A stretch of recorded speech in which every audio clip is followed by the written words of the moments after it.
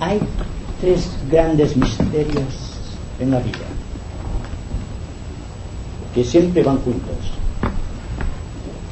el nacimiento, la muerte y la liberación de la muerte y del nacimiento.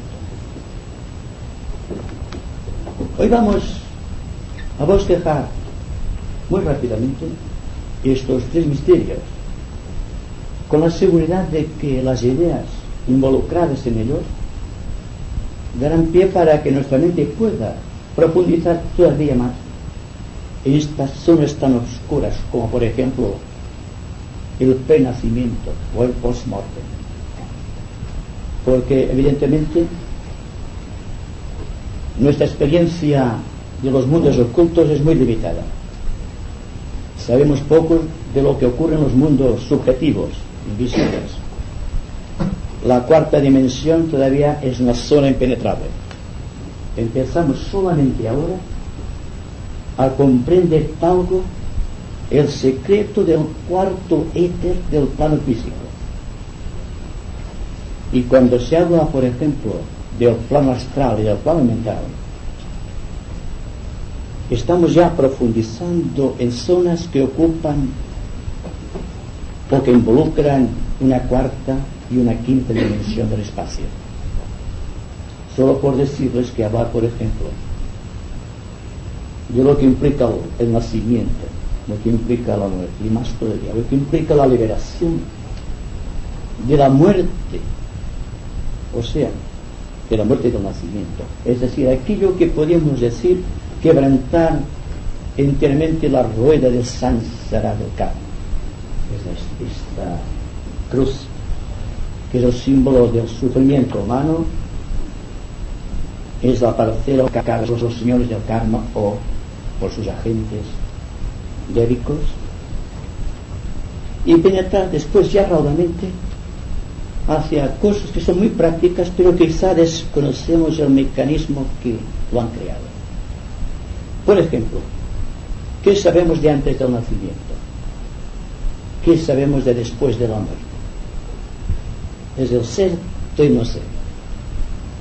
Cuando se nos dice, por ejemplo, que debemos conocernos a nosotros mismos, esto implica que deberemos conocernos tal cual somos en un momento dado del tiempo, pero también con todas las implicaciones que puede ser nuestra traslación consciente al futuro. El caso de los argonautas, por ejemplo, o el caso de los profetas, que pueden medir el tiempo y traspasar el tiempo conscientemente. Pero el proceso que más importancia tiene para el hombre y que constituye todavía un secreto irrevelado es la muerte, porque todo el mundo teme a la muerte. Y no obstante, la muerte para el esoterista es una experiencia que hemos realizado durante cientos de veces durante el transcurso de nuestra vida espiritual. Por lo tanto, es solamente el velo que nos separa de la cuarta dimensión, aquella profunda zona de misterio, lo que hace que sea imposible para nosotros penetrar en sus aledaños y empezar entonces allí a indagar ya en el mundo oculto.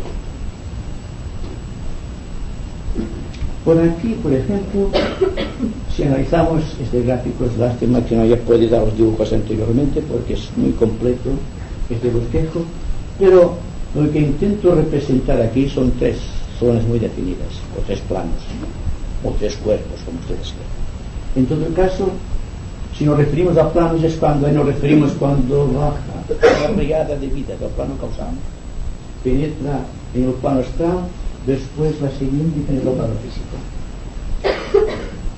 Aquí hay un punto muy importante, desconocido por la mayoría de la humanidad, que es el punto céntrico en donde la muerte y el nacimiento quedan reducidos 1 menos 1 igual a 0. Es decir, es un punto cero en lo cual la muerte y el nacimiento se dan, por así decirlo, la mano. Ustedes preguntarán por qué. Pero es que cuando la persona nace, ya está empezando a morir.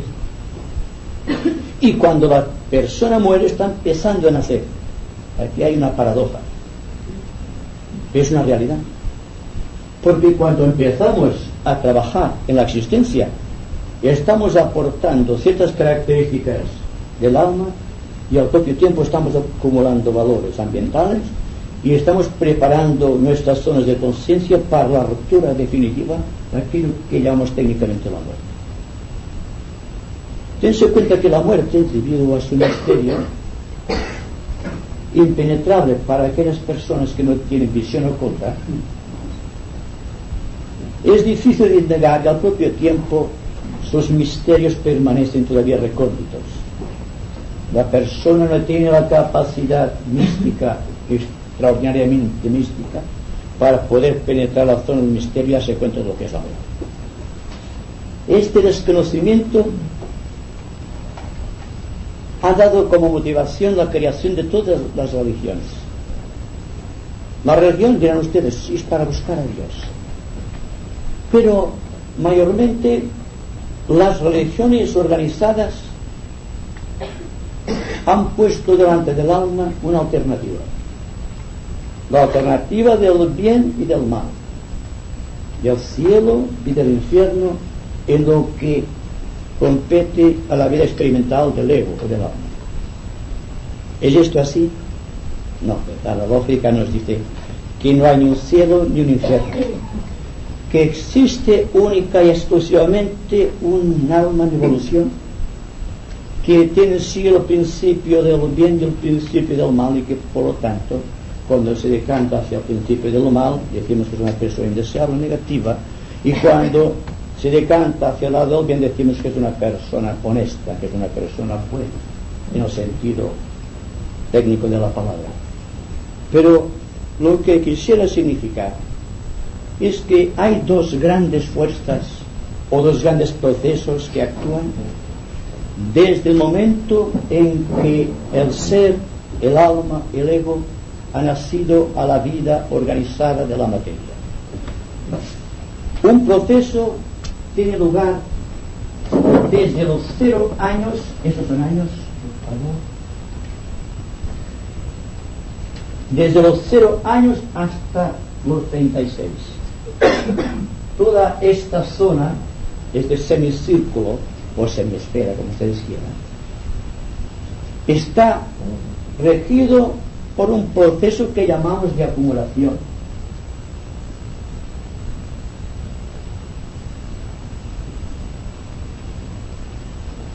Está regido por la ley de la gravitación.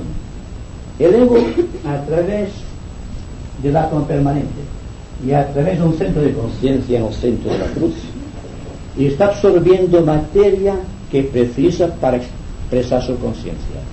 Está empezando a adquirir materia física ya dentro del seno de la madre.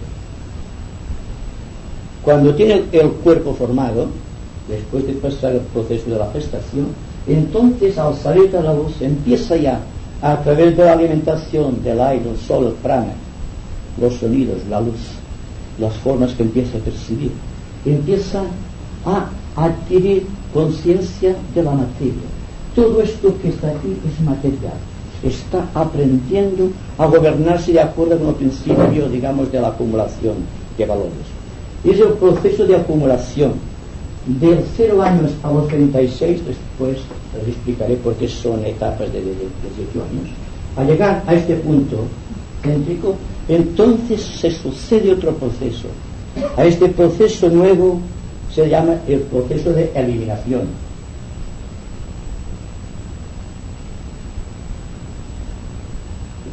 Acumulación más, eliminación menos. Según las teorías legadas por la antigüedad, esotéricamente, en los libros ocultos, en los Puranas de Vishnu, en los Vedas, en el brahmanismo, en todo cuanto tiene un contenido realmente espiritual, se dice que el hombre al nacer y al empezar a acumular empieza a encontrar reacción de su conciencia hacia el exterior. Y así es verdad. Pero el por qué se ponen cifras definidas de 18 años entre una etapa y la otra es porque, según los libros ocultos del pasado, corroborados por la ciencia, es que el hombre efectúa 18 respiraciones cada minuto y que a cada una de esas respiraciones se corresponden 4 pulsaciones del corazón, 4 movimientos de la sangre, que es el único grupo. Entonces tenemos 18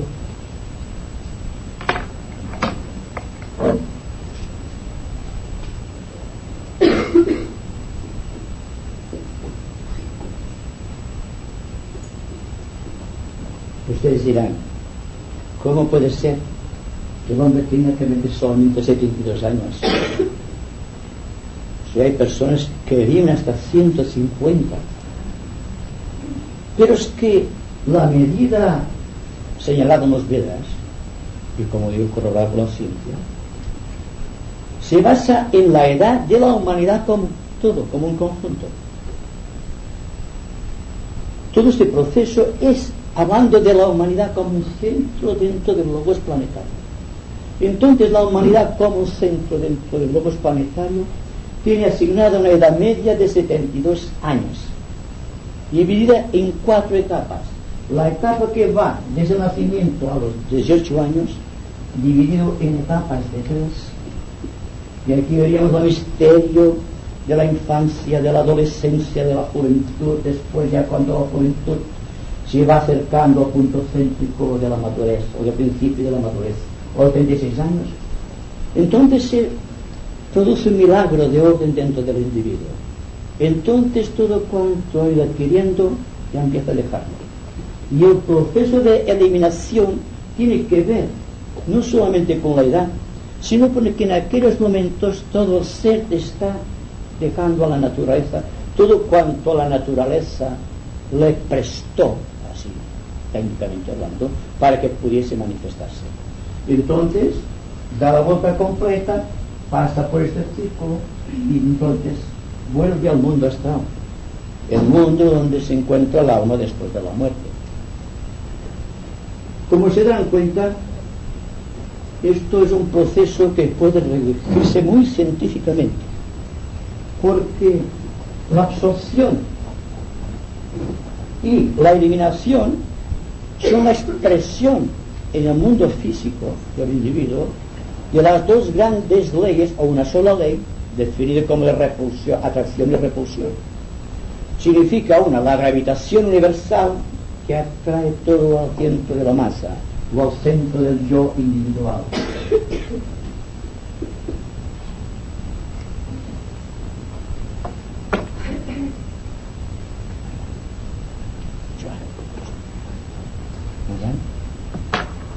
Pues esperamos sin dar. En fin, el proceso tendrá que seguirse con la imaginación, pero el caso es interesante de comprobar, porque la ley de acumulación es la representación objetiva de la realidad terrestre.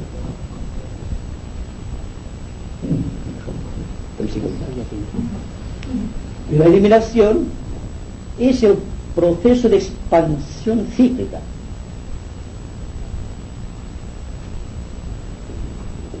Es decir, la ley de atracción y repulsión se manifiestan en los procesos de acumulación, en el primer caso de gravedad, y la eliminación cuando se trata de expansión cíclica. Entonces, cuando el alma ha dado todo cuanto tenía que darle a la vida, hablamos en términos generales de la humanidad, entonces pasa por este proceso de la muerte y penetra en el plano astral. Aquí es donde está el gran misterio, porque si no hay una conciencia esotérica y al propio tiempo muy científica, no podrá ser comprendido el proceso exterior. Porque, ¿qué se nos ha dicho prácticamente de los señores del karma? Salvo que son los señores que regulan la vida individual y la vida de la naturaleza en su conjunto, incluido el propio Logos. Solamente se ha dicho que son 4 señores que con su aliento, con su actividad promueven la ley de causa y efecto en la vida de la naturaleza. Pero se nos ha hablado, por ejemplo, de la actividad de los mensajeros de los señores del karma en el momento de la muerte. En primer término, ¿quiénes son los señores del karma? Los señores del karma son 4 entidades arcangélicas de gran poder espiritual con una misión definida dentro de nuestro planeta o dentro del universo o dentro de cualquier sistema cósmico. Representan primero la fuerza destructiva del muerto, la fuerza, el amparo, el equilibrio de la ley, que es la justicia. Después existe una zona ocupada por esos señores que gobiernan la memoria de todo cuanto existe. Se les llama los señores de la memoria cósmica o los archiveros del universo o los registradores acásicos de todo cuanto fue, de todo cuanto es y de todo cuanto será. Y viene finalmente un señor del karma a través de sus huestes, denominado el señor de la liberación, que es el que libera todo el contenido. Por decirlo de alguna manera, cada uno de los señores del karma ocupa un lugar definido en estas épocas de la vida del individuo. También ocupa un lugar definido dentro del propio universo. Si tenemos en cuenta que todo esto que llamamos humanidad no es más que un centro definido dentro del logos planetario, y que por lo tanto todo cuanto estemos realizando aquí repercute allá, produciendo una serie de hechos y circunstancias que promueven en la vida lo que llamamos la experiencia del yo. Entonces, las personas que han tenido oportunidad de ver que fallece el individuo se dan cuenta que aparentemente no sucede nada, salvo los estertores de la muerte, salvo aquel estado de reposo absoluto en que parece sumido el ser, salvo el dolor de las personas que han perdido a un ser querido, salvo aquel ambiente de soledad que deja la muerte de una persona querida. No se ve nada más. Pero todas aquellas personas que han estado en trance de muerte y han podido regresar a la vida, todas aquellas personas que han tenido a una experiencia post-mortem y han regresado, porque no era suya, tal como se dice, nos hablan de unos ángeles portadores de luz, a cuyo contacto sienten una infinita paz y una serenidad desconocida hasta aquel momento, hasta el punto que la persona que tiene este contacto no quiere regresar a la materia, no quiere regresar al cuerpo físico, porque se siente complementado con una luz desconocida. Es la luz de los señores de la muerte. Es decir, que cuando hablamos de los señores de la muerte, estamos hablando siempre en términos de una calavera o de esqueleto. Pero esto corresponde solamente a la descomposición del vehículo físico. No tiene nada que ver con la muerte como agente del logos o como agente del Señor del mundo. Es aparte completamente. Pues bien, si se tuviese visión oculta, se vería que en el momento crítico de la muerte, y este momento viene inexorablemente cuando el yo ha retirado su atención de su vehículo porque ella lo considera innecesario para su experiencia personal en los 3 mundos, y se retira, deja en paz la atención, Y entonces se sobreviene un periodo en el cual dentro del cuerpo se verifica una alquimia. Las glándulas que hasta aquí habían reflejado la fuerza de los centros destilan un líquido que los científicos han reconocido bajo el nombre de cadaverina, que paraliza la acción de la sangre, que elimina la calor del cuerpo y deja el cuerpo inerte, y entonces los éteres se constituyen o que dan vida, que el cuerpo desaparece a través de la cabeza, si son personas muy avanzadas, por el centro del corazón para las personas místicas, y por el plexo solar por las personas instintivas, las personas de tipo muy corriente. Pero en el momento en que los señores de la luz, que son los portadores de la fuerza de la muerte, han roto, han cortado el sutrama aquí viene representada por una línea que no se marca, que viene de los palos superiores y penetra por ahí. Al llegar aquí, cuando se rompe su trama en este punto, por la actividad de los ángeles, siguiendo las instrucciones de los señores del karma, los cuales a su vez siguen las motivaciones del alma causal, entonces se produce un estado de quietud para el alma. Si en aquellos momentos las personas que están a su lado de la persona que ha fallecido, estuviesen en recogimiento, en quietud, en serena expectación, entonces la acción de los ángeles de la muerte sería fácil. Pero la persona que tiene clarividencia, que es la prueba de una gran sensibilidad y también la prueba kármica, porque a veces se ven cosas que uno no quisiera ver, entonces cuando se ve esta circunstancia producida por la rotura del cordón plateado o del sutralma, la lucha entablada entre las personas que con su pensamiento y sentimiento atraen el alma y los devas de la luz que se están llevando el alma, y cuando se produce esto se llama coma. El coma no existiría si no hubiese la lucha entre los ángeles de la luz o de la muerte, como ustedes quieran, son ángeles luminosos, y las personas que con su fuerza psíquica atraen el alma, produciendo un gran mal a la persona que acaba de fallecer, porque ustedes no saben la paz, la serenidad que experimenta la persona cuando deja el cuerpo, cuando el cuerpo deja de actuar sobre su conciencia, como que no lo sabe o no se sabe. Entonces tenemos este afán, este deseo de perpetuar la agonía del alma, de tenerlo a nuestro lado sin darnos cuenta de lo que precisamente el alma necesita en aquellos momentos. Es la quietud necesaria para poder progresar hacia su mundo celestial.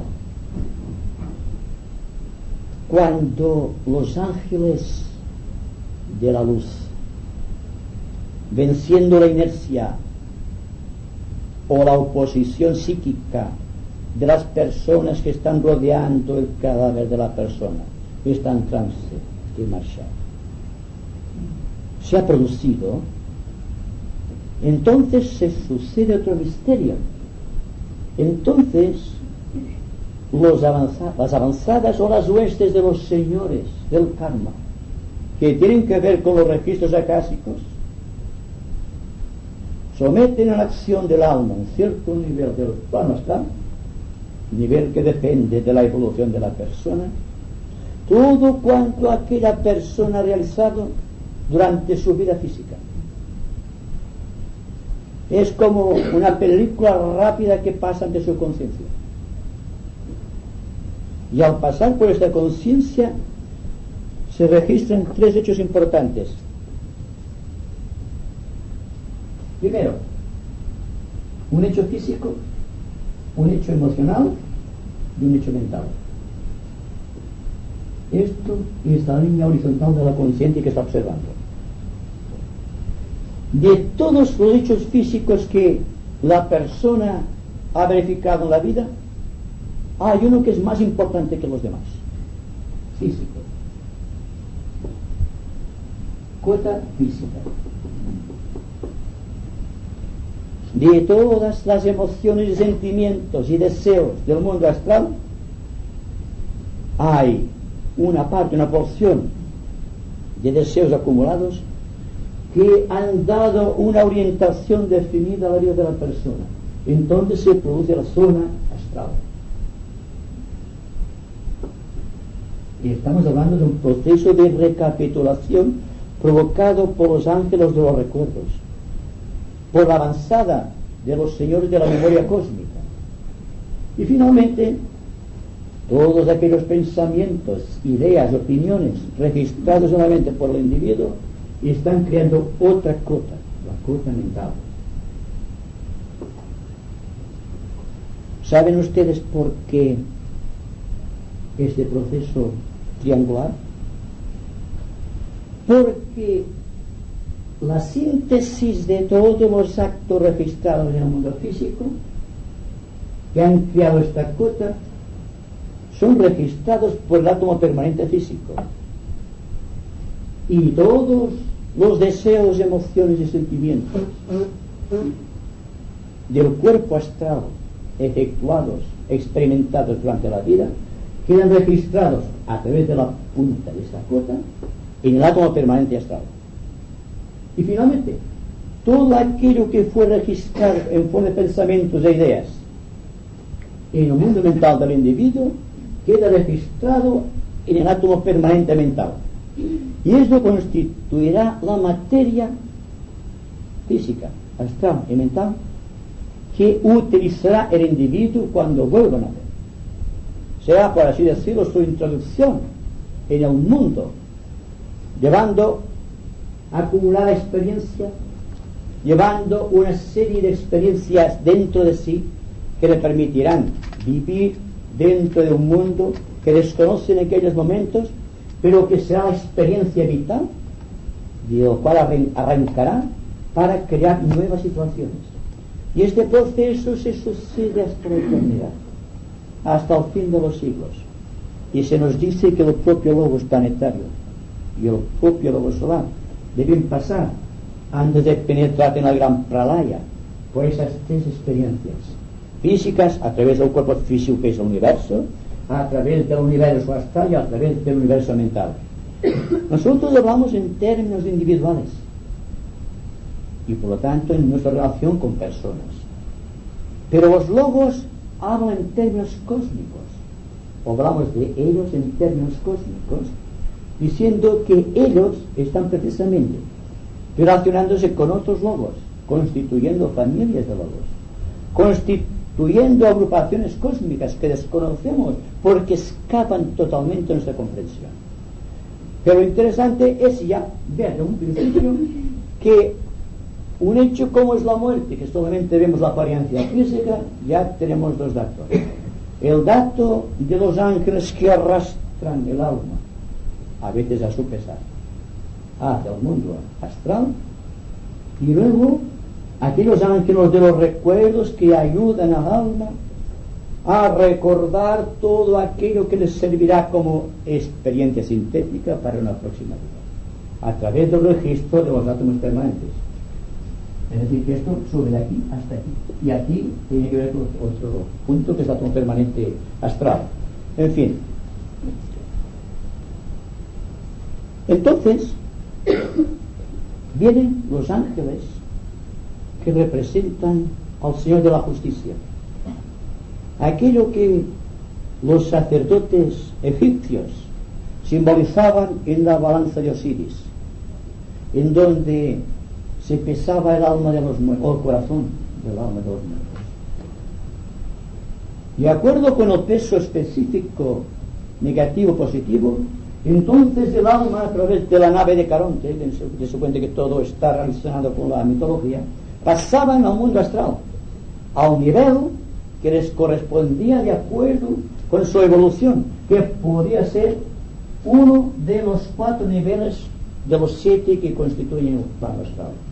Y aquí quedaba estacionado el alma. Supongamos que el alma queda estacionada aquí. Allí donde queda estacionada el alma, se produce entonces aquello que llamamos la contrición.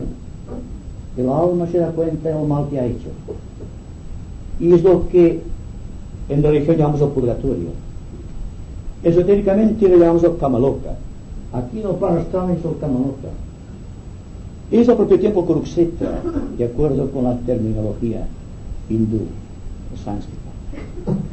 Es el campo de batalla casi de toda la humanidad. Por lo tanto, veremos que después de la muerte la humanidad, sin distinción, excepto los iniciados y discípulos superiores, estamos tirando en estos 4 subplanos del plano astral, verificando este proceso de contrición. Un proceso de contrición que llevará finalmente a la liberación. Y entonces actuarán otros ángeles, los ángeles de la liberación. Cuando el proceso de recapitulación que provocó esta actividad de los átomos permanentes cesó, entonces el alma quedó situado sin peso específico alguno, pero sí con el recuerdo de los actos que hizo mal en cualquier ocupante interior. Y allí, a través de un acto de contrición, y yo no me atrevo a llamar de arrepentimiento porque el arrepentimiento es negativo, porque no resuelve nada. No podemos arrepentirnos de un acto que hayamos realizado, porque jamás podemos fallarlo. Pero queda la comprensión intuitiva dentro de lo que podrá en lo sucesivo de ser evitado. Y a esto se llama contrición, no arrepentimiento. Y dijo muy cuidadosamente mis palabras. Y entonces, una vez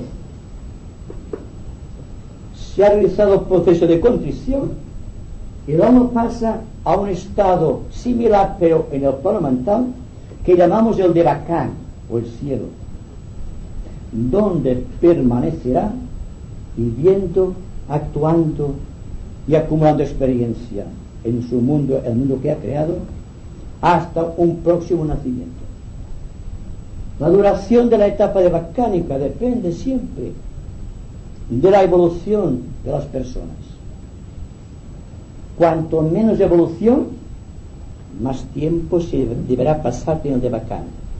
Cuanto más evolución, el tiempo se hace rigurosamente menor. Y en el caso de los discípulos que tienen contacto con su maestro, y en caso de los iniciados, no existe de bacán. Encarnan rápidamente, porque lo que les interesa como alma es trabajar por el maestro, trabajar por la jerarquía, trabajar por el bien del mundo. Y entonces la etapa que puede ser a veces de cientos de años, según los casos, o de años, o bien de meses, queda reducido a días. Y aquí hay un misterio también, porque es la rapidez con que vive el iniciado, rapidez que viene provocada por la ligereza de su ropaje. No lleva nada, ¿verdad? Va sin alforjas, como diría uno. Y las alforjas pesan, no lleva nada de esto. Entonces no tiene que por qué pasar todo de bacán para purgar todo aquello que creó durante su vida y que fue meditado profundamente en el acto de contrición, sino que desciende automáticamente, ya tiene un cuerpo preparado, porque por ahí están los señores del karma y los señores de la justicia, para que se pueda avanzar rápidamente en otras direcciones. Entonces el proceso que siguió el alma al ascender se sigue igualmente al descender, y entonces el proceso va pasando así hasta que vuelve a penetrarse en el mundo físico a través del nacimiento. Y creo que sería mejor ahora que discutiésemos esto en conjunto, porque esto, como ustedes verán, es solamente un esquema de lo que es. Además, un esquema tal como puedes experimentarse o percibirse en una cuarta dimensión o una quinta dimensión, no puede reflejarse en un espacio de 2 dimensiones, como ocurre. Pues bien, todo este proceso seguramente, por bien que haya sido clarificado, siempre deja lagunas. Entonces, son estas lagunas que puede crear en vuestras mentes las que interesa resolver. Si alguno de ustedes tiene alguna duda sobre lo que se ha dicho o quiere que se amplíe más algún punto, ahora tiene oportunidad de hacerlo.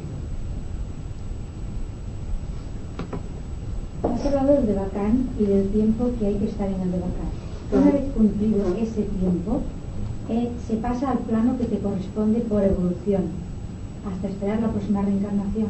No. ¿Entendido bien? No. Se pasa del Kamaloka al Devacán, y del Devacán se desciende ya. ¿Que por qué no hay posibilidad de ascender? Porque, primero, porque no hay una conciencia desarrollada para poder pasar a un subplano superior. Hay una relación entre los subplanos que corresponden al Kamaloka y los subplanos que corresponden al Devacán. Podríamos decir que el segundo subplano del Kamaloka corresponde al segundo subplano del Devacán. Por lo tanto, siempre es, en última instancia, la evolución de la persona la que opera sobre la conciencia de la propia persona, no los señores del karma. Los señores del karma se limitan a cumplir la ley y administrar justicia, de acuerdo con la ley.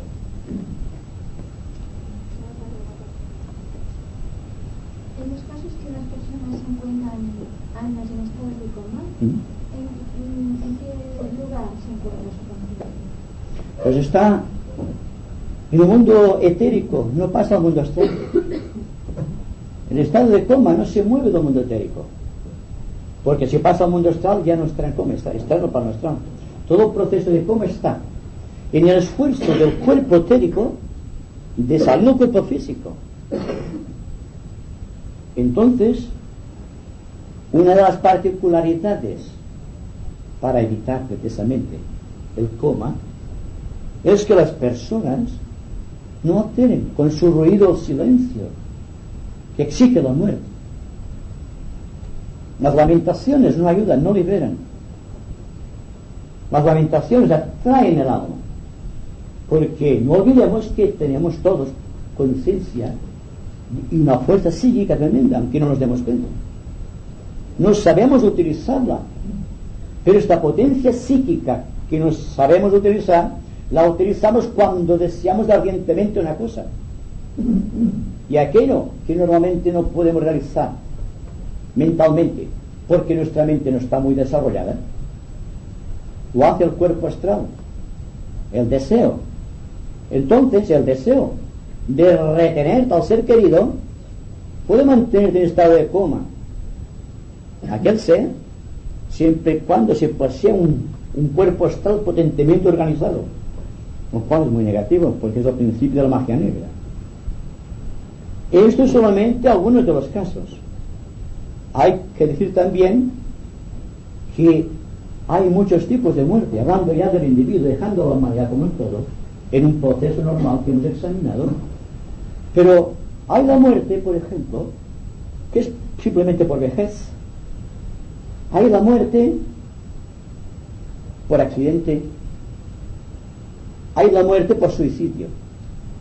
Y hay también la muerte porque ha venido una ola de vida especial que se nos ha llevado. Que a veces es un misterio la muerte de ciertas personas. Pero en todo caso, la muerte no es siempre natural como solemos llamar. La enfermedad no es un proceso normal, ¿verdad? No es normal el proceso de la enfermedad, porque el individuo, comportándose correctamente, no tiene que pasar por la enfermedad.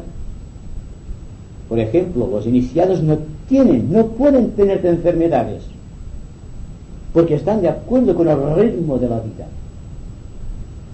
Y por lo tanto, el prana que reciben vía mente no tiene por qué pasar al cuerpo físico. Es una vida mental exclusivamente. Pero, debido a la impresión que esta fuerza solar pránica promueve en su cuerpo, atrae aquella reserva de la naturaleza que le permite subsistir durante largos ciclos. Es el caso de los maestros y de los grandes iniciados.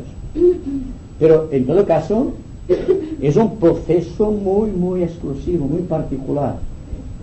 No está al alcance de todo el mundo prolongar a voluntad su cuerpo, la vida de su cuerpo. En el caso del suicidio es muy distinto, porque ha roto el alma todo compromiso con los señores del karma. Y entonces, naturalmente, si nos damos cuenta de lo que significa esta rueda de samsara, tendrán que recorrer todo el camino que le falta, sin haberse liberado de aquello que le impulsó al suicidio. Y si ustedes pueden imaginar lo que significa una persona que tiene un dolor muy agudo, examinen ustedes la conciencia de una persona que se haya suicidado y que por lo tanto, por no ser una muerte natural, su alma queda encadenada magnéticamente al cuerpo. Este magnetismo le produce al alma la sensación de que se lo están comiendo los gusanos, y hasta que no queda un átomo de su cuerpo estará atado a su cuerpo. Lo digo porque las personas creen que suicidándose está todo arreglado.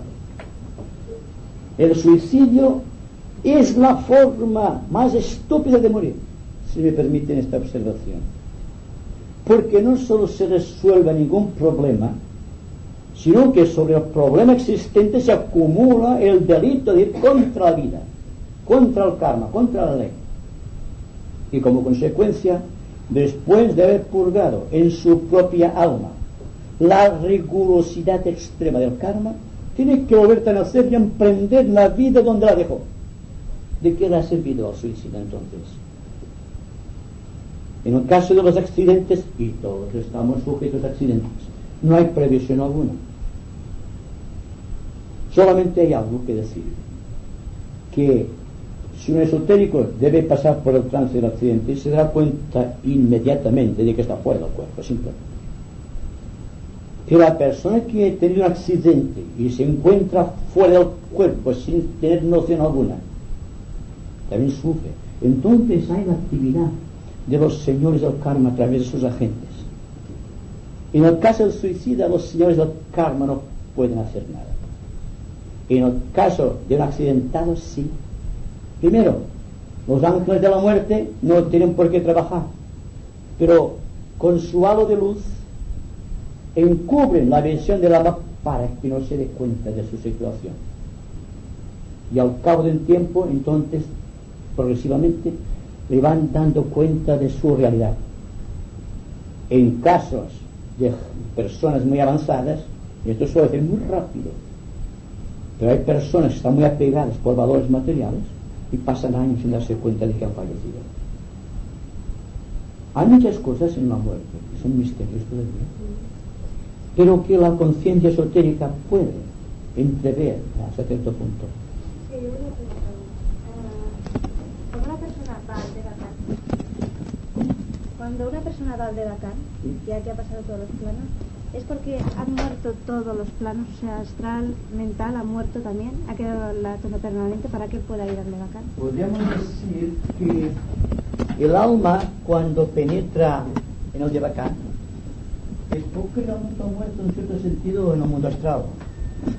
Hasta donde podemos en las zonas elevadas del Devacán. Entonces es cuando puede prever su nacimiento. Incluso el alma puede organizar. En cierta manera se sacude de la acción de los señores del karma. O mejor dicho, porque no puede ver contravención de la ley, coopera con los señores del karma en su propio destino, descargando parte del compromiso de los señores del karma con su alma. Pero dense cuenta que cuando se habla de recapitulación, el alma está filtrándose a través de los subplanos hasta llegar a un plano que es el suyo, del cual no puede pasar. Será más o menos elevado, pero es el plano que le corresponde. Y todos y cada uno de nosotros poseemos un plano determinado, dentro del cual nos sentimos seguros y resguardados. Más abajo nos sentimos incómodos, más arriba también. Estamos situados ahí. Es la medida jerárquica de las cosas. Esto nos ocurre a todos. ¿podrías hablar de las motivaciones que llevan a un alma, o que nos llevan a nosotros como alma a encarnar, a hacer el plan del alma para la vida?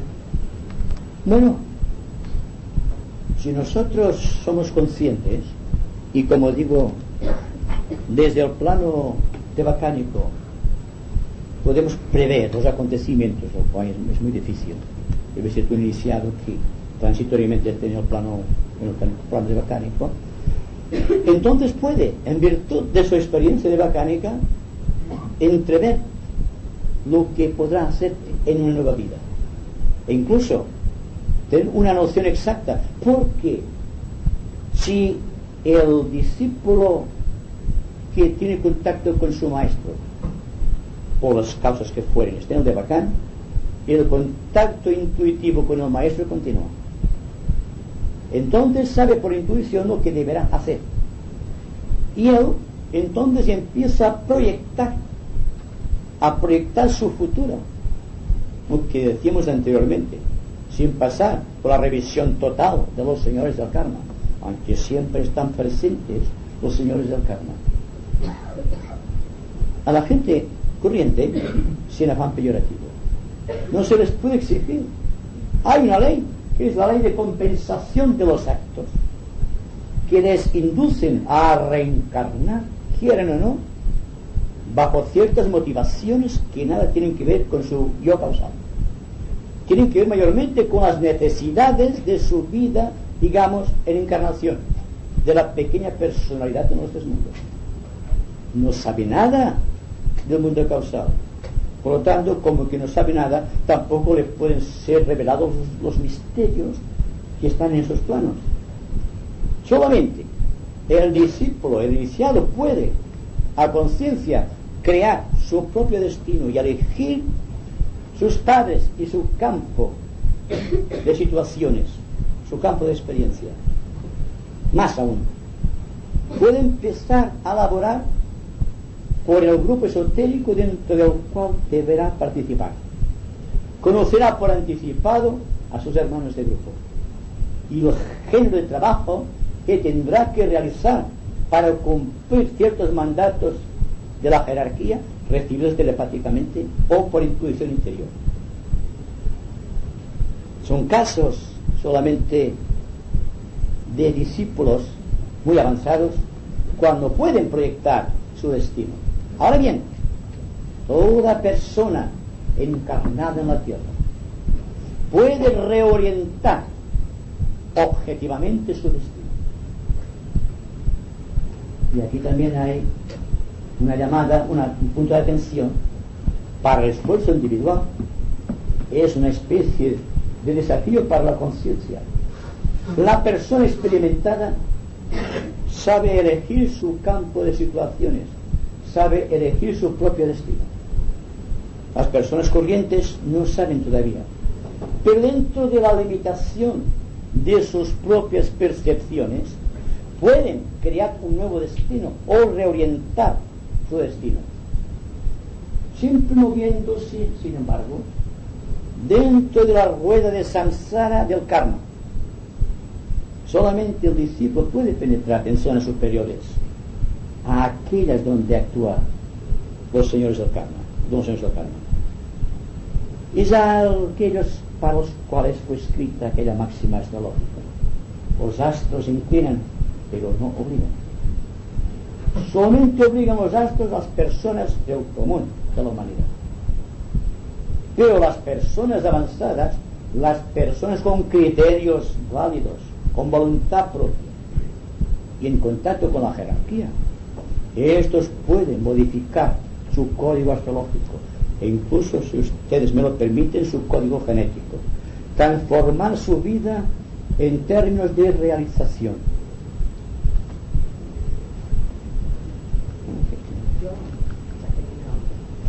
No, quería decir, ¿puedes expresarte sobre lo que se atrae en ciertas reuniones, digamos, espíritas? Sabemos que son, digamos, los cascarones astrales, pero como que en alguna ocasión algún cascarón ha dicho algo que luego ha sucedido y que no estaba en el conocimiento de los ahí reunidos, porque eso a veces confunde a las personas. podrías expresarte sobre estos casos, sobre lo que en verdad se atrae. Bueno, voy a ser muy específico sobre este punto y decir que esotéricamente se advierte a los discípulos sobre la práctica de la mediunidad. Ya partimos de este principio. Si la persona fuese telepática, los mensajes pasarían directamente de la mente a la mente sin pasar por el cuerpo. Pero en el caso de la mediunidad común, debe pasar por el plexo solar del medio, las energías. Ahora bien, supongan ustedes que en una reunión espírita se presente un alma que diga que es Napoleón Bonaparte, y todo el mundo se dice que es Napoleón Bonaparte o Santa Teresa o el Niño Jesús, porque no hay ningún ser que se presente diciendo soy el vecino de la esquina, porque no sería, no se le tomaría en consideración, ¿verdad? Ahora bien, porque en ciertas reuniones espíritas se han dado mensajes realmente importantes, proféticos podríamos decir. ¿A qué viene el don de la profecía en este caso? Porque, según entendemos esotéricamente, lo que se manifiesta en las reuniones espíritas son cascarones astrales. Son aquellos cuerpos astrales o psíquicos abandonados por las almas y que han sido vivificados después por las emociones o sentimientos de los hombres. Un ejemplo, después iremos a la cuestión directamente. ¿Ustedes creen que Cristo esté en el mundo astral? Y no obstante, todos los médiums aseguran haber visto a Cristo en el mundo astral. Y cuando la persona es muy avanzada, dice que lo ha visto en el plano mental. Supongan ustedes que el señor Beltrán fallece. Dios no lo quiere, pero es una suposición. La idea que ustedes tienen de mí, los sentimientos que les he suscitado, tienen fuerza psíquica. Entonces establecerán una forma astral o mental de acuerdo con lo que ustedes creen que es el señor Beltrán. Y entonces un clarividente verá al señor Beltrán, tal como lo vemos ahora aquí, en el plano astral, y dirán, he visto al señor Beltrán. Y el señor Beltrán estará en el de Bacán o estará Dios sabe dónde, pero no allí. El caso es que la gente confunde las formas de pensamiento o los egregores creados por la humanidad con las entidades reales de los seres que aseguran ser en las reuniones esotéricas o espíritas. También, cuando, incluso en el caso de un cascarón manifestándose en una reunión espírita, da una profecía, o por ejemplo, permite descorrer el velo del futuro, o dar la clave de algún razonamiento sublime, sin dejar de ser un cascarón, es porque si el cascarón pertenece a la persona fallecida realmente, que todavía no se ha desintegrado, es porque en el momento de la recapitulación un destello de luz de la conciencia superior penetró dentro de ella, inflamando el cuerpo psíquico, y se mantiene como una constancia constante dentro de un cuerpo psíquico o dentro del cascarón. Y entonces, cuando un medium absorbe la fuerza psíquica de aquel cascarón, da una información correcta de ciertos hechos o de ciertas circunstancias, o puede incluso prever el futuro, y sin embargo se ha movido dentro de una zona de recuerdos que proviene de un momento de recapitulación, cuando el alma que desaparecía todavía en su cuerpo astral ha recogido información, se le han abierto las puertas del futuro y ha podido prever, y entonces se le presenta a este medium la oportunidad de dar un mensaje. Pero este mensaje no pertenece al ego, porque el ego está en el plano causal. Pertenece solamente al cascarón impregnado por una cierta idea, o por una constante que le acompañará hasta que se haya extinguido en el tiempo. Estas personas que se hacen congelar, particularmente para ¿Sí? de una enfermedad en el futuro, para que se curan, ¿qué efecto tiene esto en los mortales? Pues yo creo que es malo, ¿eh? Sí, porque la persona que quiere perpetuar su cuerpo, no sé por qué, pero hay quien lo quiere perpetuar, y está traficando con algo que no tiene principio creador, algo que es un mecanismo del alma y que por lo tanto no tiene un valor de alma. Es muy fácil que el cuerpo etérico quede dentro del cuerpo físico y el alma no pueda evolucionar, y así debe ser, porque la congelación, como ustedes saben, paraliza todo. Solamente la simiente de la vida, como un soplo, queda dentro. Entonces se supone que el alma debe estar atada que el cuerpo. Si dentro de X años tiene que reaparecer todo el mundo. ¿Qué pasaba con las momias egipcias?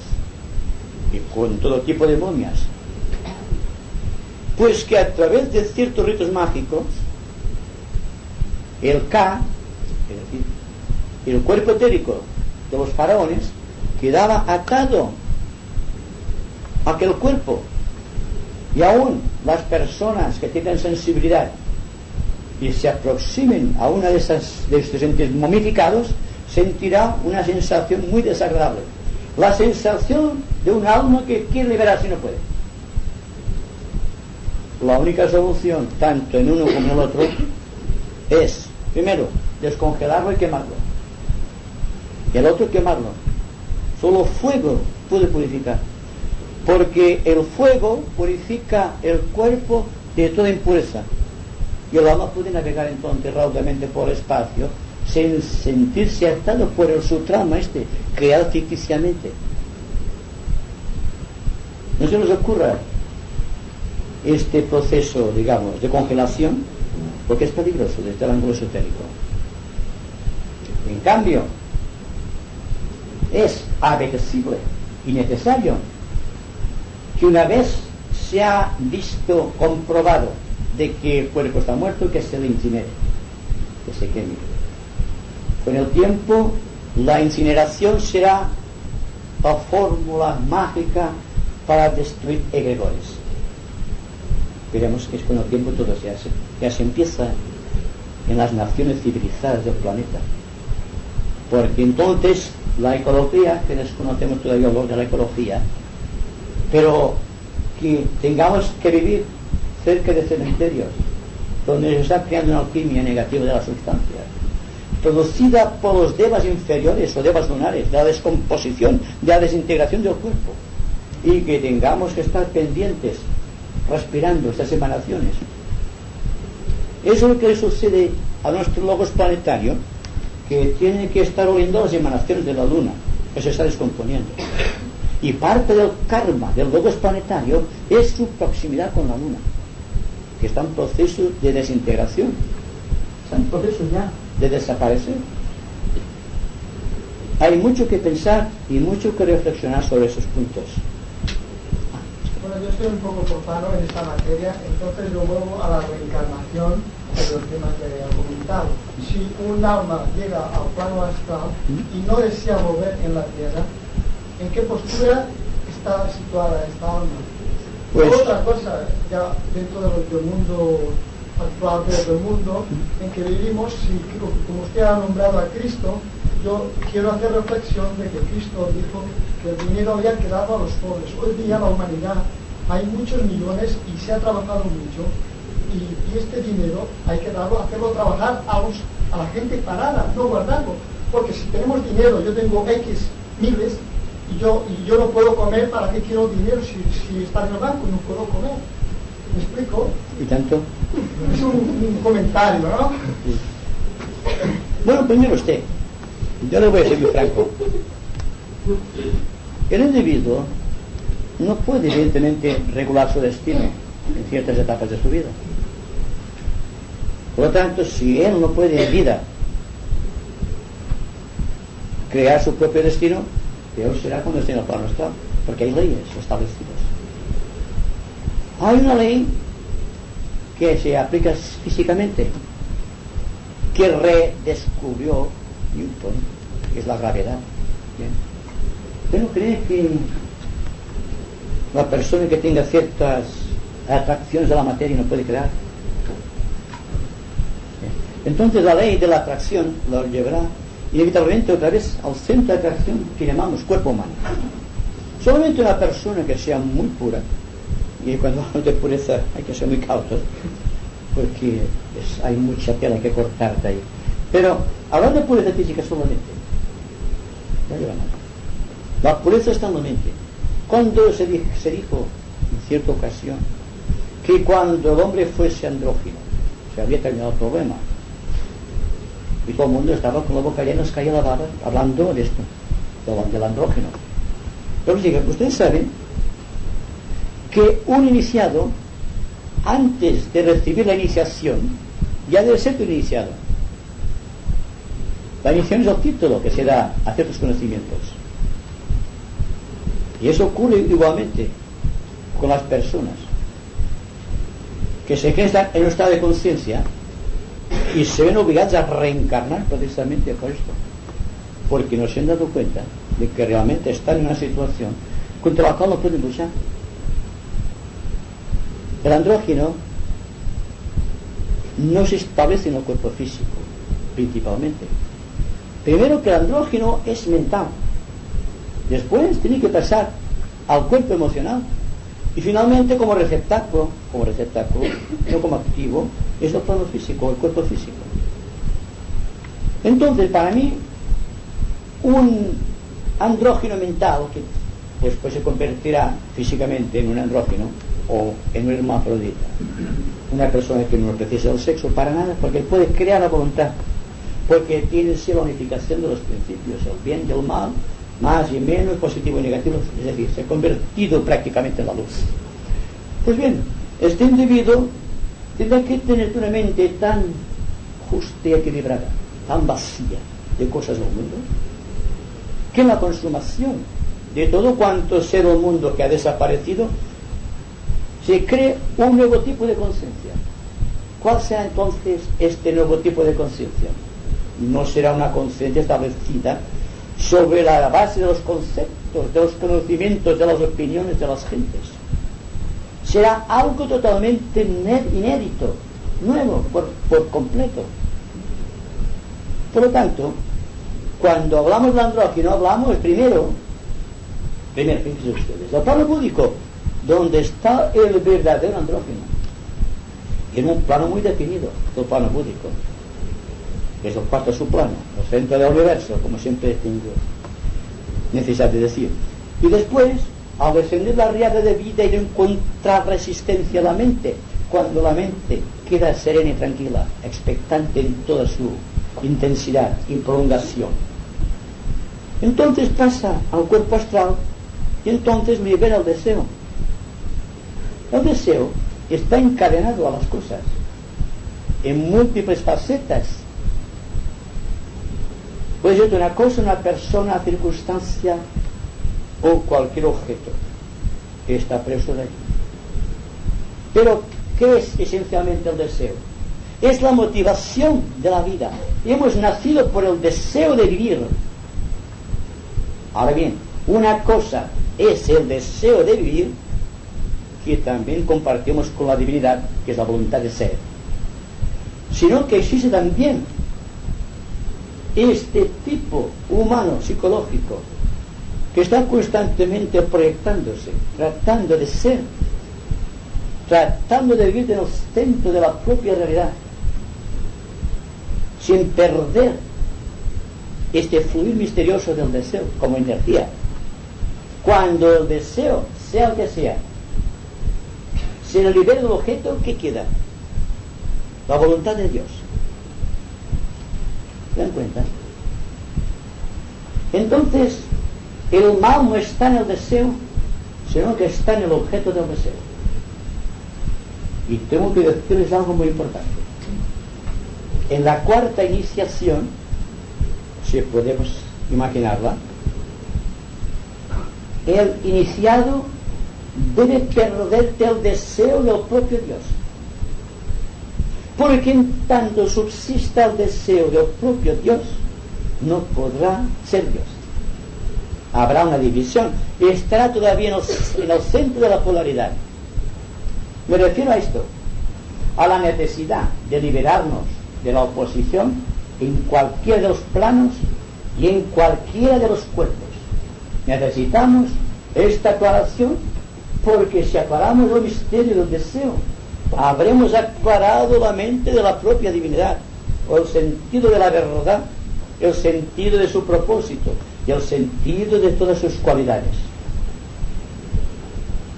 No sé si ha quedado claro, pero el deseo es la voluntad de Dios.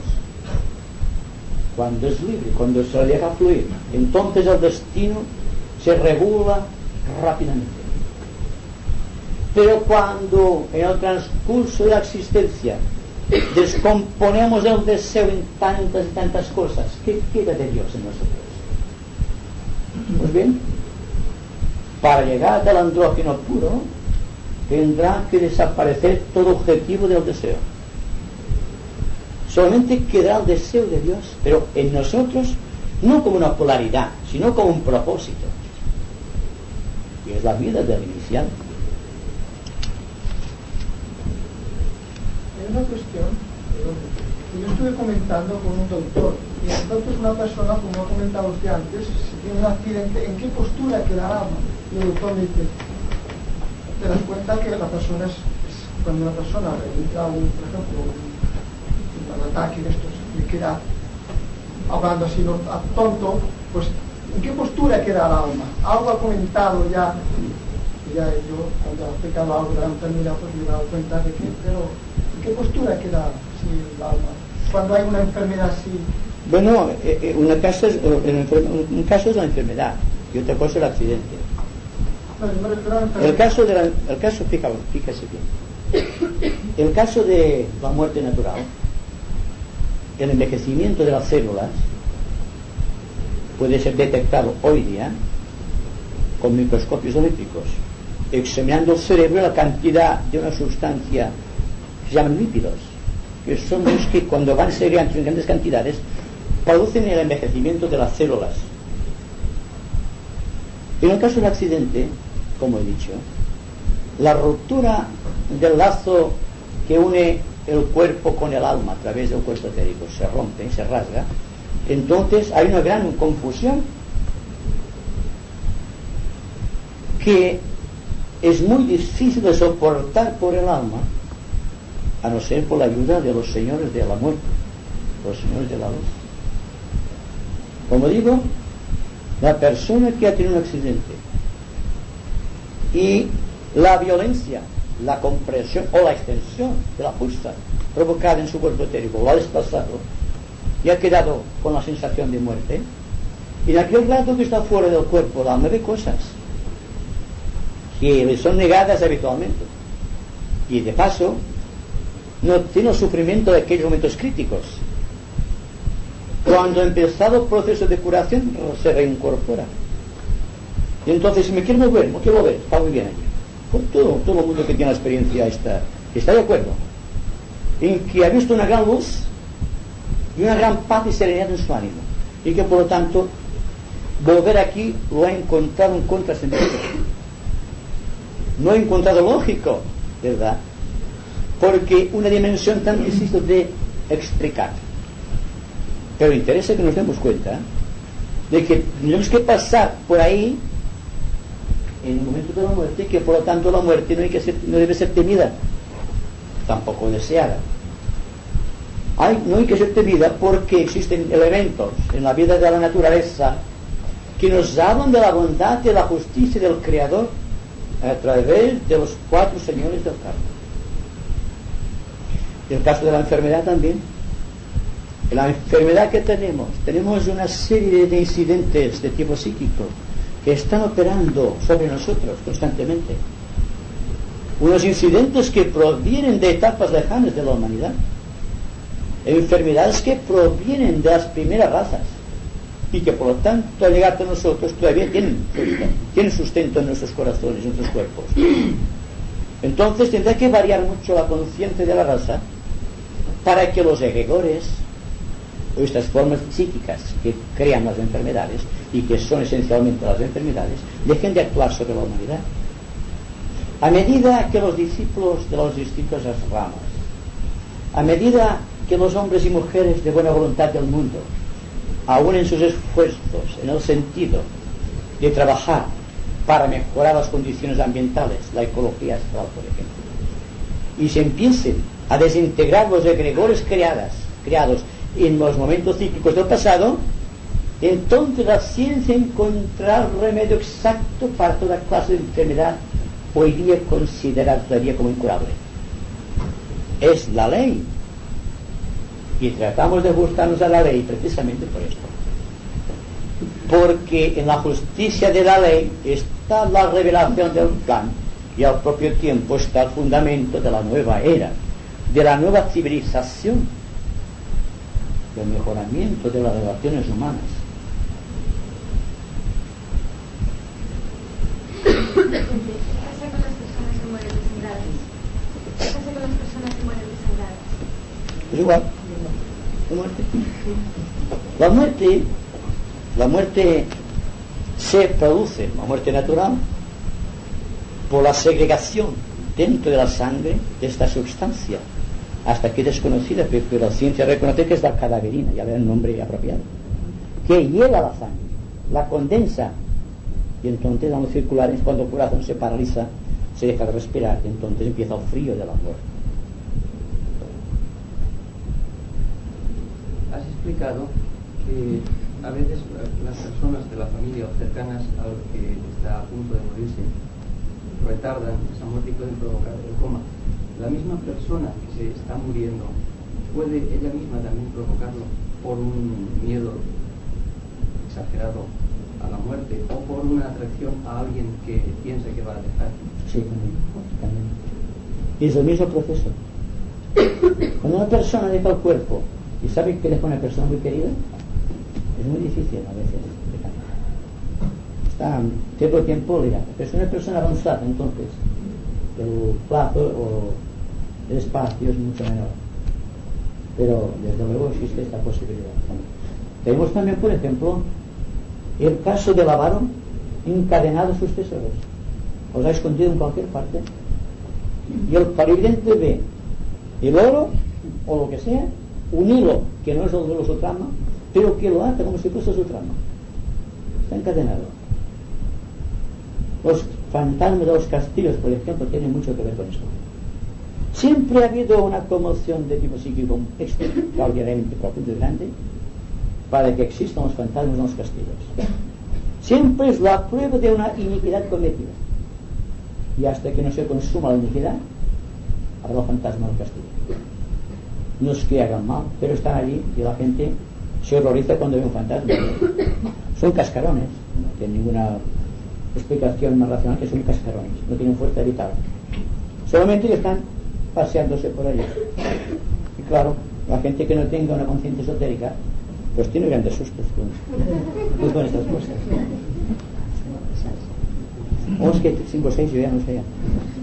Digues más que digas. Sí, voldria saber sobre la gent més gran que tenen enfermedades nervioses degeneratives, les porten a un estat en plan vegetatiu quasi, que no tenen consciència d'aquest món, quines experiències poden treure? Bueno, yo diría que la experiencia de esta alma en un plan vegetativo no es muy agradable, porque como ustedes saben hay dos hilos, el hilo de la conciencia y el hilo de la vida. La persona que ha perdido la noción de lo que le rodea tiene anclada en el corazón el hilo de la vida y puede vivir hasta que el corazón diga se acabó, pero el hilo de la conciencia prácticamente ha desaparecido porque no encuentra en el cerebro un anclaje apropiado para su expresión. Entonces existen tres cosas: el karma por un lado, la conciencia en el corazón a través del hilo de la vida y la verdadera conciencia, o de vida, y la verdadera conciencia del cerebro que ha desaparecido. ¿Qué existe entonces? Existe un karma físico, porque el alma, a pesar de que no esté en el cerebro, está recibiendo la experiencia. Como cerebro físico no, porque ha perdido el anclaje. Pero en cambio, como alma sí que recibe la experiencia. De ahí que no se puede decir debería morirse, es que existe una relación. Alma directamente sobre el espacio este vacío, que no puede cubrir el cerebro porque está desgastado, ¿verdad? Y no sufre el alma. El alma no sufre en ese estado. Solamente puede sufrir la conciencia. La vida no sufre, la conciencia sí que sufre al encontrarse en situaciones. Pero si está fuera del área de este proceso, no hay sufrimiento, ¿verdad? Pero yo creo que cuando vemos a una persona que decimos que está en este plan, solemos decir, ¿está sufriendo? No. Cuando se ha separado el hilo de la conciencia del cerebro, no hay sufrimiento. Existe el sufrimiento de la celular, o el sufrimiento acomodaticio de la personalidad, que todavía tiene vitalidad a través del cuerpo emocional, pero nada más. La vida perdurará, pero no la conciencia, ¿verdad? Sí, por favor, en el caso que tengamos que asistir a un moribundo, ¿de qué forma se nos puede ayudar expertamente? Si fuésemos conscientes, sí, yo lo comprendo. Si fuésemos conscientes, lo mejor es estar en silencio. Ayudarle con el pensamiento, no atraerlo con el pensamiento, que es lo que se hace habitualmente. Entonces la persona que está muriendo hay que dejarle morir, porque es un proceso, hemos dicho que el proceso tiene que seguir. Primero, los dos ángeles, uno a la derecha y otro a la izquierda, expectantemente mirando el espacio. De una u otra manera reciben una orden, una impresión del alma y de los señores del karma, y entonces arrancan el cordón, se produce la muerte física. Entonces viene el proceso, digamos, de la recapitulación, seguida por la contrición y después la liberación. Ese es el proceso normal. Si se realiza normalmente, es rápido el proceso. Pero cuando existen las formas de pensamiento, cuando existe el deseo de que no se vaya al ser que amamos, y estamos atrayendo con nuestra fuerza psíquica el alma al cuerpo, estamos cometiendo un grave delito contra la vida, contra el ser, contra el espíritu del hombre. Entonces, la regla segura es el silencio, el recogimiento, la música suave. Debe haber un ambiente de paz, porque la paz siempre es la precursora de la liberación.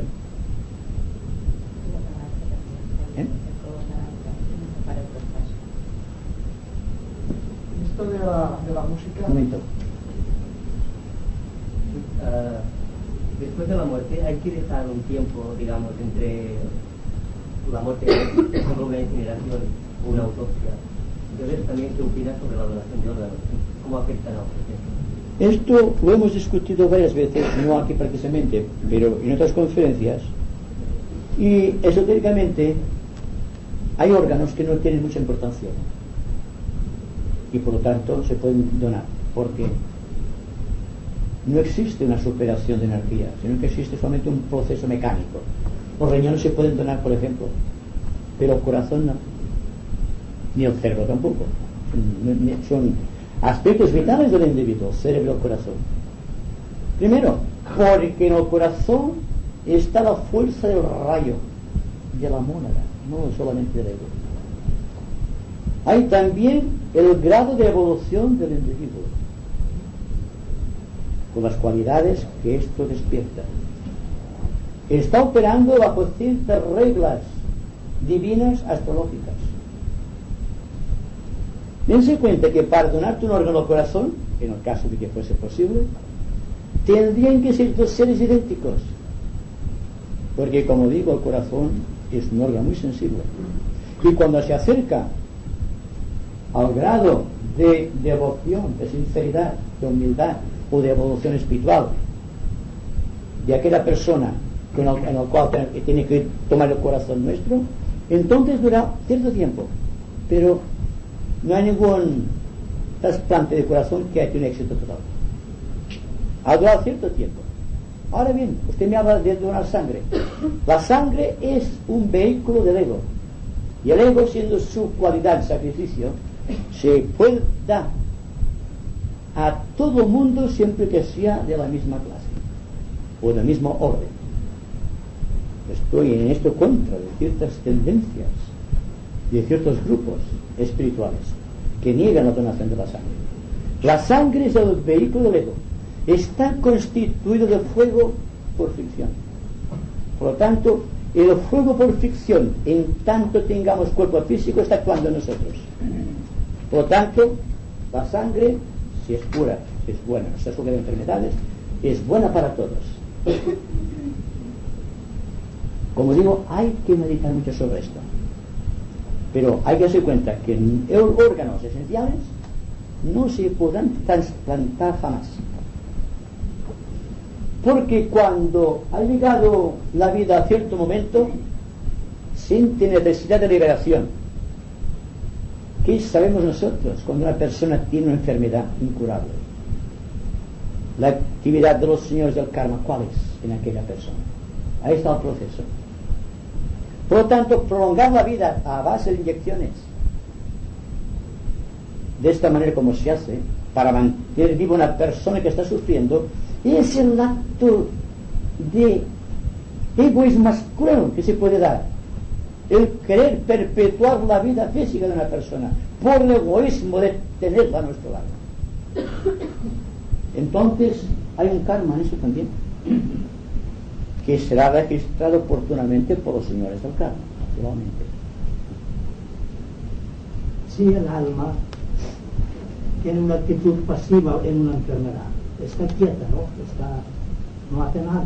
Oh, yo no diría que no hace nada.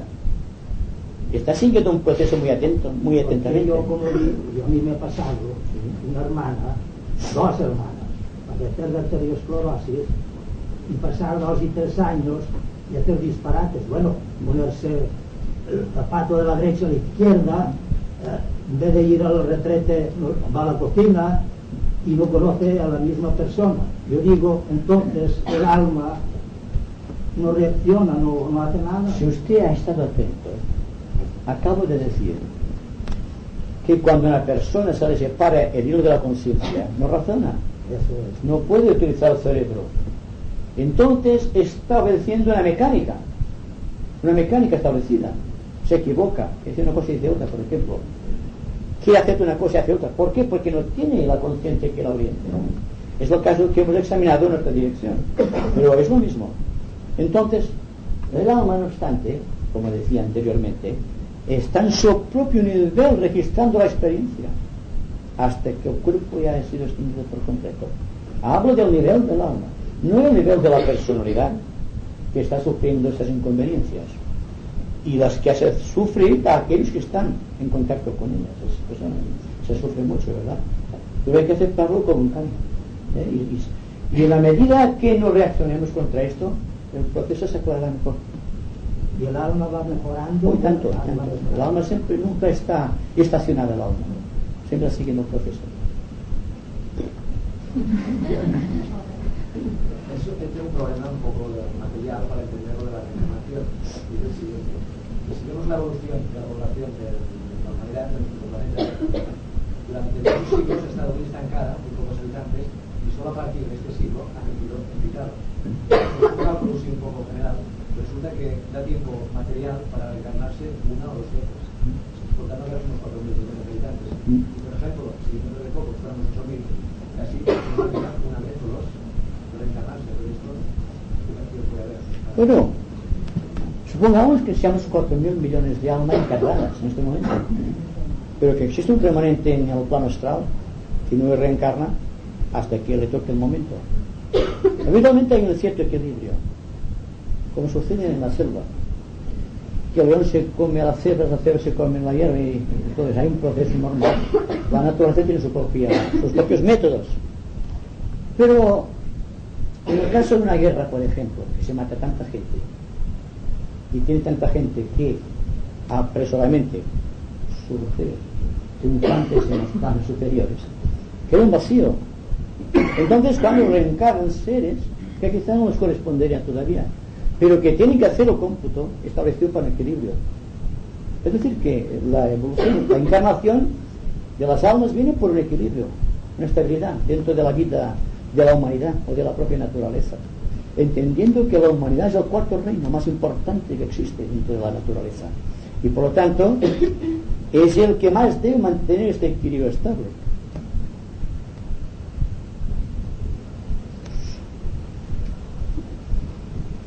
El mongolismo, ¿cómo se puede explicar desde el punto de vista esotérico? Hay una teoría esotérica y se la voy ahora a comentar. Una raza inferior que no ha participado todavía de la plena autonomía autoconsciente mental está entre nosotros, proveniente, según se nos dice, un remanente lunar. Esta raza, al penetrar con cierta oleada de vida, originó unos tipos distintivos. Son los mongólicos. ¿Por qué los mongólicos ustedes se darán cuenta que son exactamente iguales los unos a los otros? Tanto si están en Europa como en África como en Asia. Tienen signos distintivos, que son los signos raciales. Científicamente se lo puede decir que es una deformación del cromosoma 13, del sistema cromosomático del individuo. Pero precisamente todos los mongólicos tienen este desequilibrio en el cromosoma 13, lo cual indica que hay dentro de esta raza una cosa que hay que superar. Y el mongolismo le impide al individuo coordinar correctamente de acuerdo con lo que sucede a su alrededor. Y somos nosotros, en la raza aria, los que hemos tomado a nuestro cargo una serie de egos procedentes de una evolución inferior que están ahora aquí entre nosotros, tratando de manifestarse. Suelen ser seres muy, muy emocionales, casi carecen de mente. Entonces el ambiente que encuentra a nuestro lado, un ambiente podríamos decir técnico, empieza a vibrar, y cuando reencarne de nuevo, entonces quizá ya no sea mongólico,